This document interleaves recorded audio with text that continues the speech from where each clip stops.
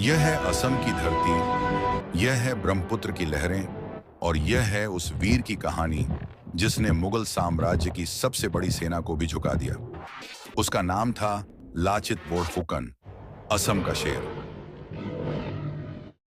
17वीं सदी का समय भारत का अधिकांश भाग मुगल साम्राज्य के अधीन था। दिल्ली से बंगाल तक उनकी सत्ता फैली थी, लेकिन एक भूमि थी जिसे जीतना आसान नहीं था। वह भूमि थी असम।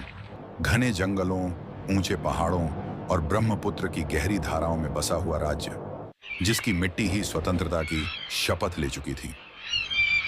लाचित का जन्म 1622 में गुवाहाटी के पास हुआ। उनके पिता मम्माई तमुली बोडोबरुआ अहोम राज्य के एक बड़े अधिकारी थे।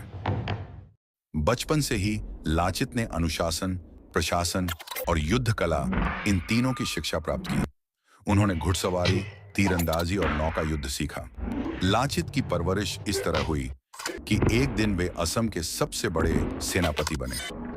बचपन से ही लाचित अलग थे।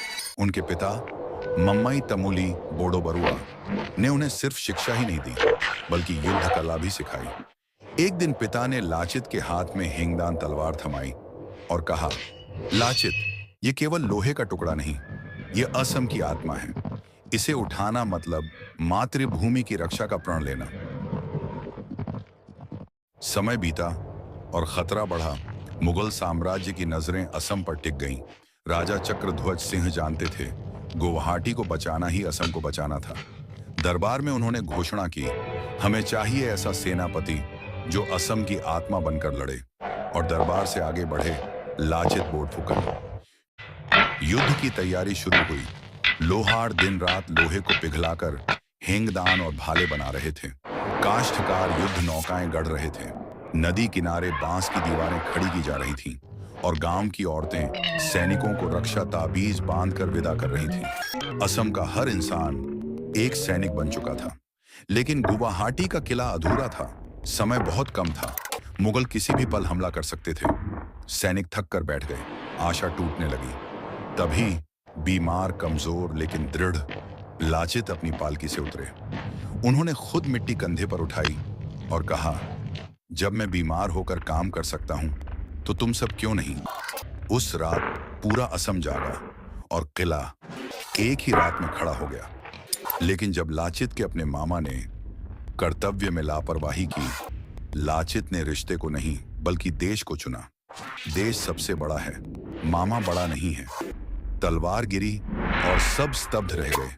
लेकिन इसी घटना ने सेना को विश्वास दिला दिया कि लाचित अपने कर्तव्य से कभी समझौता नहीं करेंगे। उधर मुगल सेनापति राम सिंह तैयार था। उसके पास 30,000 पैदल सैनिक, 15,000 तीरंदाज, 18,000 घुड़सवार, 1000 तोपें और युद्ध के हाथी। उसके पास शक्ति थी, पर असम के पास संकल्प। फिर ब्रह्मपुत्र युद्ध भूमि बन गया। जहाज टकराए, पानी उछला, तीरों की बारिश हुई, तोपें गरजीं और नदी की लहरें लहू से लाल हो गईं। जब असम की नौकाएं पीछे हटने लगीं, जब सैनिकों का मनोबल टूटने लगा, तभी बीमार लाचित खड़े हुए। नाव की नोक पर हेंगदान हाथ में और आंखों में ज्वाला।